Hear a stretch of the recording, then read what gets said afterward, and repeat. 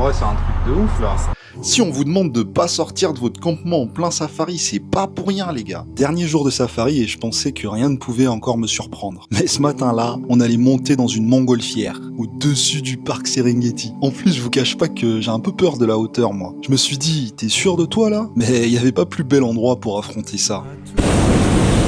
Le parc Serengeti, c'est un des parcs où a lieu l'une des plus grandes migrations animales au monde. Ils sont des millions d'animaux à s'y déplacer chaque année. J'avais l'impression d'être à la place de mon drone pour une fois. C'était ouf, je te laisse admirer. T'as l'impression de migrer avec eux, en train de se battre. Dieu merci de m'avoir permis d'admirer l'immensité de la savane. Après un atterrissage corsé et un bon petit déj dans la bonne humeur,